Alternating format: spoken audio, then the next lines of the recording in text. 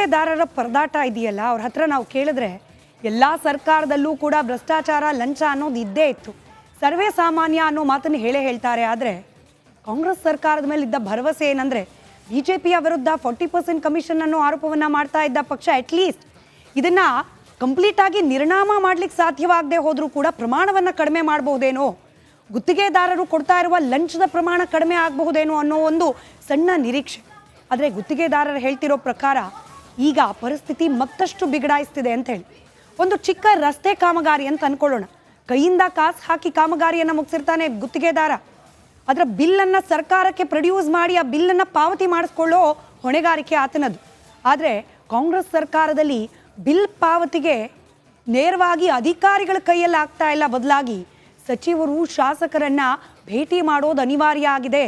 ನಿಯತ್ತಾಗಿ ಕೆಲಸ ಮಾಡಿ ಕಾಮಗಾರಿ ಕಂಪ್ಲೀಟ್ ಮಾಡಿ ಎಲ್ಲ ಬಿಲ್ಗಳನ್ನು ಪ್ರೊಡ್ಯೂಸ್ ಮಾಡಿದ್ರೂ ಕೂಡ ಬಿಲ್ ಕ್ಲಿಯರ್ ಆಗ್ತಿಲ್ಲ ಅನ್ನೋ ಆರೋಪವನ್ನು ಮಾಡ್ತಿದ್ದಾರೆ ಗುತ್ತಿಗೆದಾರರು.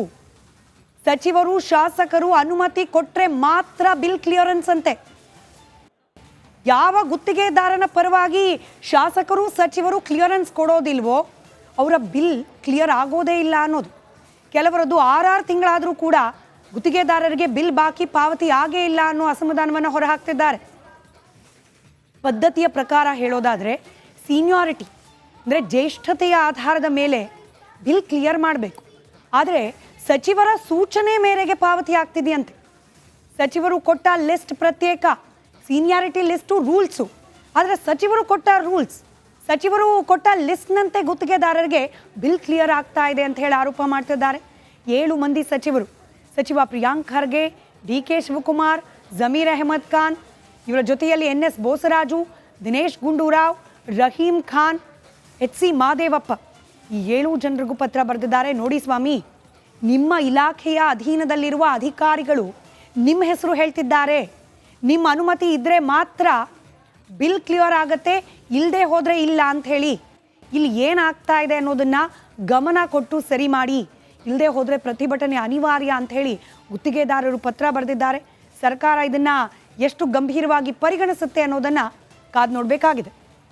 ಗುತ್ತಿಗೆದಾರರ ಪರದಾಟ ಇದೆಯಲ್ಲ, ಅವ್ರ ಹತ್ರ ನಾವು ಕೇಳಿದ್ರೆ ಎಲ್ಲ ಸರ್ಕಾರದಲ್ಲೂ ಕೂಡ ಭ್ರಷ್ಟಾಚಾರ ಲಂಚ ಅನ್ನೋದು ಇದ್ದೇ ಇತ್ತು, ಸರ್ವೇ ಸಾಮಾನ್ಯ ಅನ್ನೋ ಮಾತನ್ನು ಹೇಳ್ತಾರೆ. ಆದರೆ ಕಾಂಗ್ರೆಸ್ ಸರ್ಕಾರದ ಮೇಲೆ ಇದ್ದ ಭರವಸೆ ಏನಂದರೆ ಬಿಜೆಪಿಯ ವಿರುದ್ಧ 40% ಕಮಿಷನ್ ಅನ್ನೋ ಆರೋಪವನ್ನು ಮಾಡ್ತಾ ಇದ್ದ ಪಕ್ಷ ಅಟ್ಲೀಸ್ಟ್ ಇದನ್ನು ಕಂಪ್ಲೀಟಾಗಿ ನಿರ್ನಾಮ ಮಾಡಲಿಕ್ಕೆ ಸಾಧ್ಯವಾಗದೆ ಹೋದರೂ ಕೂಡ ಪ್ರಮಾಣವನ್ನು ಕಡಿಮೆ ಮಾಡಬಹುದೇನೋ, ಗುತ್ತಿಗೆದಾರರು ಕೊಡ್ತಾ ಇರುವ ಲಂಚದ ಪ್ರಮಾಣ ಕಡಿಮೆ ಆಗಬಹುದೇನೋ ಅನ್ನೋ ಒಂದು ಸಣ್ಣ ನಿರೀಕ್ಷೆ.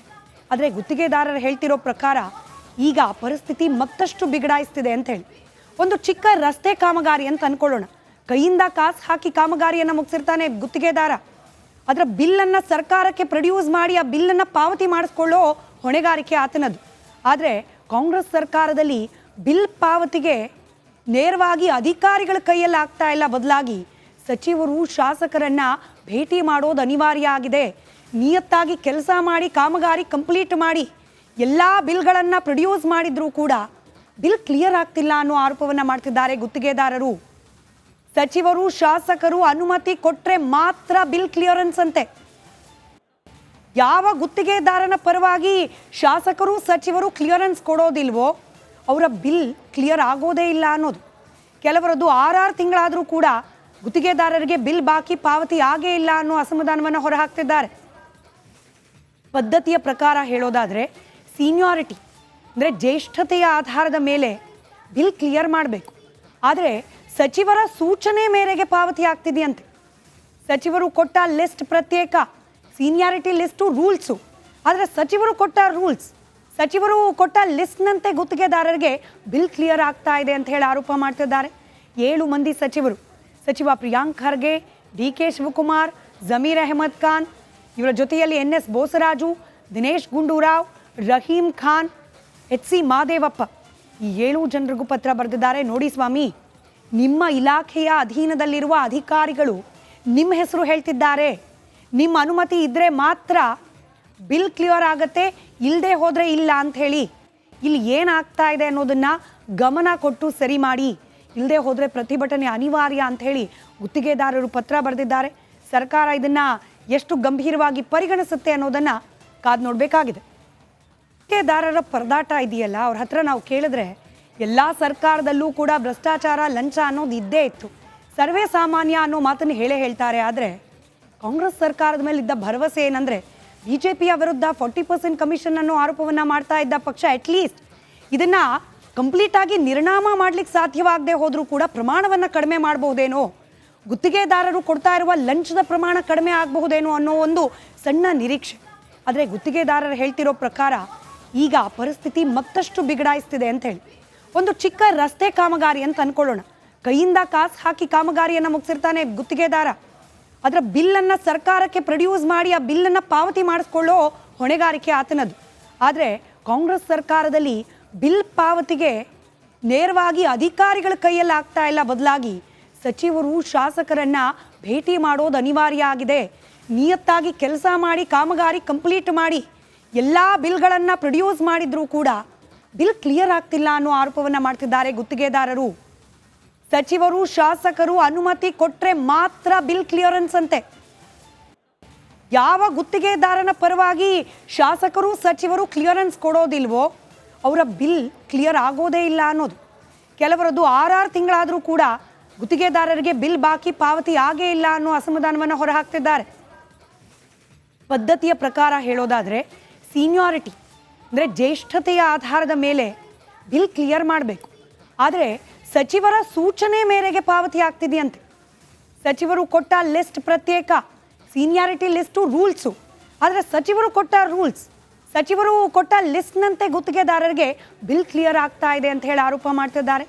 7 ಮಂದಿ ಸಚಿವರು, ಸಚಿವ ಪ್ರಿಯಾಂಕ್ ಖರ್ಗೆ, DK ಶಿವಕುಮಾರ್, ಜಮೀರ್ ಅಹಮದ್ ಖಾನ್, ಇವರ ಜೊತೆಯಲ್ಲಿ NS ಬೋಸರಾಜು, ದಿನೇಶ್ ಗುಂಡೂರಾವ್, ರಹೀಂ ಖಾನ್, HC ಮಾದೇವಪ್ಪ, ಈ 7 ಜನರಿಗೂ ಪತ್ರ ಬರೆದಿದ್ದಾರೆ. ನೋಡಿ ಸ್ವಾಮಿ, ನಿಮ್ಮ ಇಲಾಖೆಯ ಅಧೀನದಲ್ಲಿರುವ ಅಧಿಕಾರಿಗಳು ನಿಮ್ಮ ಹೆಸರು ಹೇಳ್ತಿದ್ದಾರೆ, ನಿಮ್ಮ ಅನುಮತಿ ಇದ್ದರೆ ಮಾತ್ರ ಬಿಲ್ ಕ್ಲಿಯರ್ ಆಗತ್ತೆ, ಇಲ್ಲದೆ ಹೋದರೆ ಇಲ್ಲ ಅಂತ ಹೇಳಿ.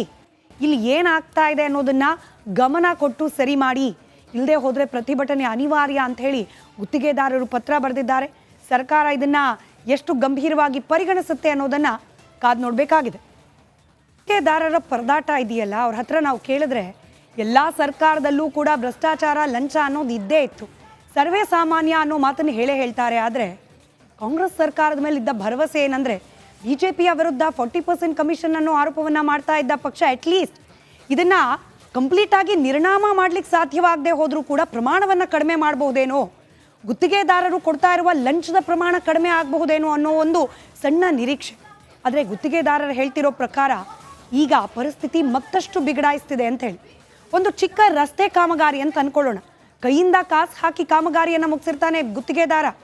ಅದರ ಬಿಲ್ಲನ್ನು ಸರ್ಕಾರಕ್ಕೆ ಪ್ರೊಡ್ಯೂಸ್ ಮಾಡಿ ಆ ಬಿಲ್ಲನ್ನು ಪಾವತಿ ಮಾಡಿಸ್ಕೊಳ್ಳೋ ಹೊಣೆಗಾರಿಕೆ ಆತನದು. ಆದರೆ ಕಾಂಗ್ರೆಸ್ ಸರ್ಕಾರದಲ್ಲಿ ಬಿಲ್ ಪಾವತಿಗೆ ನೇರವಾಗಿ ಅಧಿಕಾರಿಗಳ ಕೈಯಲ್ಲಿ ಆಗ್ತಾ ಇಲ್ಲ, ಬದಲಾಗಿ